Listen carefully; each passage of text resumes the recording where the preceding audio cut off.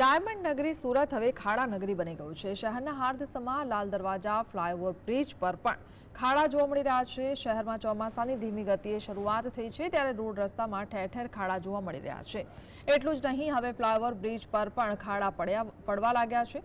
શહેરના લાલ દરવાજાથી સહારા દરવાજા તરફ જતું ફ્લાયઓવર બ્રિજની સાઈડમાં હવે ખાડા પડવા માંડ્યા છે ત્યારે આ ખાડા વરસાદી માહોલમાં જીવલેણ સાબિત થશે। પાલિકા દ્વારા આ બ્રિજ પર નજર નહીં કરવામાં આવે તો મોટી દુર્ઘટના સર્જાય તેવી સંભાવના છે। પહેલા વરસાદમાં સુરત મહાનગરપાલિકાની પોલ ખુલી છે કારણ કે લાલ દરવાજા બ્રિજ પર ખાડા પડ્યા હોવાના દ્રશ્યો હાલ સામે આવ્યા છે।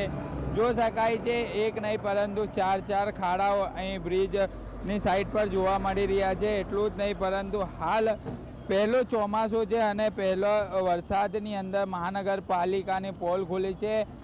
મહાનગરપાલિકાના કમિશનર દ્વારા અલગ અલગ મિટિંગો કરવામાં આવી હતી જેની અંદર ખાડાઓ ન પડે, પાણીઓ ન ભરાય એવા વિસ્તારોની અંદર મુલાકાત પણ લેવામાં આવી હતી, બ્રિજની મુલાકાત લેવામાં આવી હતી। પરંતુ જે મિટિંગોના દોર જે છે તે અને તે દાવાઓ જે છે તે હાલ પોકળ સાબિત થતા નજરે પડી રહ્યા છે।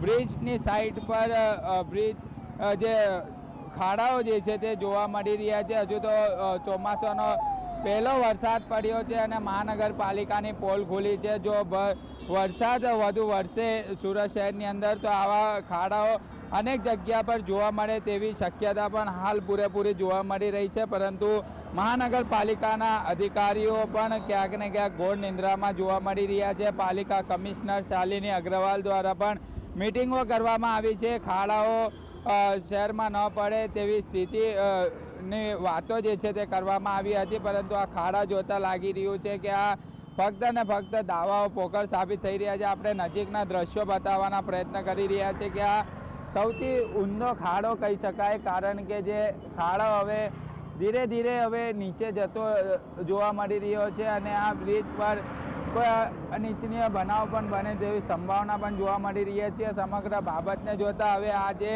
ખાડાઓના દ્રશ્યો જોતા મહાનગરપાલિકાના અધિકારીઓ એસી ચેમ્બરથી બહાર આવશે કે કેમ તે પણ એક મોટો પ્રશ્ન ઉપસ્થિત થઈ રહ્યો છે। હવે સમગ્ર બાબતને જોતા મહાનગરપાલિકાના અધિકારીઓ હવે મોડે જાગશે અને ખાડા પૂરવાની કામગીરી કરવામાં આવશે। ત્યારે હાલ હવે એક પછી એક ખાડાના દ્રશ્યો સુરત શહેરની અંદર હવે જોવા મળી રહ્યા છે। સાહિલ જગતાપ, CSTV।